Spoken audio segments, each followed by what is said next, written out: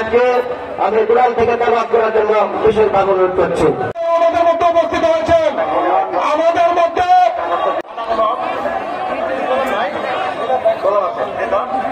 কৃতজ্ঞতা জানাতে পারেন আপনাদেরকে ঈশ্বরকে এবং শুভেচ্ছা জ্ঞাপন করছি। আমার বিশেষ করে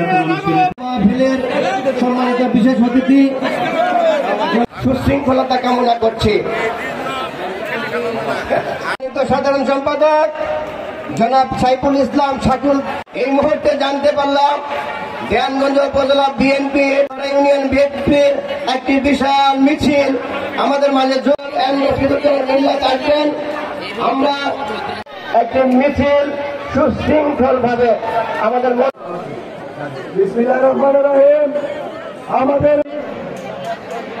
আমাদের বক্সিগঞ্জ উপজেলা বিএনপি সম্মানিত সভাপতি শ্রদ্ধাভাজন বড় ভাই জনাব জুবাইদুল ইসলাম শামীম ভাই এবং আমাদের মাঝে উপস্থিত হয়েছে বিনীতভাবে অনুরোধ জানাচ্ছি বক্সিগঞ্জ আচ্ছা মঞ্চে আসন গ্রহণ করার জন্য বিশেষভাবে অনুরোধ করছি। সুস্থতা দান করেন এবং সেই সুস্থতার মাধ্যমে মানুষ একত্রিতভাবে দল মত নির্বিশেষে সবাই মিলে আমাদের দেশ নেত্রী, জাতির নেত্রী, গণতন্ত্রের মা, আমরা যাকে ইংরেজিতে বলি মাদার অফ ডেমোক্রেসি,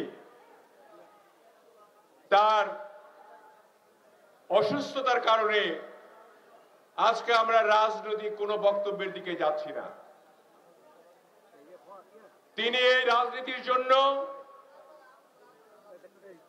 নিজেকে শেষ করে দিয়েছেন।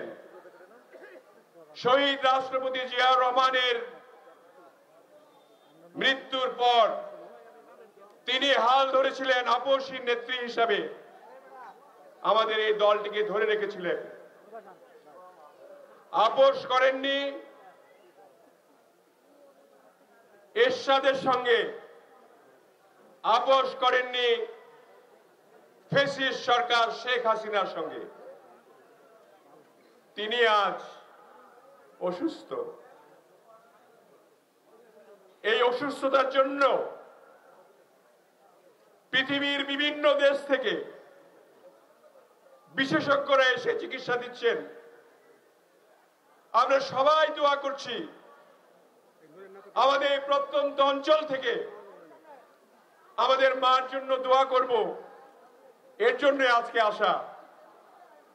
আজকে হয়তো আমরা নির্বাচন হবে ফেব্রুয়ারিতে, নির্বাচনী সভা করব, কিন্তু সেই নির্বাচনী সভার পরিবর্তে আমরা তিনি যাতে নির্বাচনে থাকতে পারেন, আমাদের মা দেশনেত্রী বেগম খালেদা জিয়া তিনটি আসন থেকে ধানের শীষে তিনি দাঁড়িয়েছেন।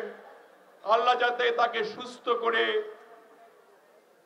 আমাদের বাংলাদেশকে আবার গণতান্ত্রিক রাষ্ট্র হিসেবে পরিণত করতে পারে, এই দোয়ার জন্য আজকে এসেছি।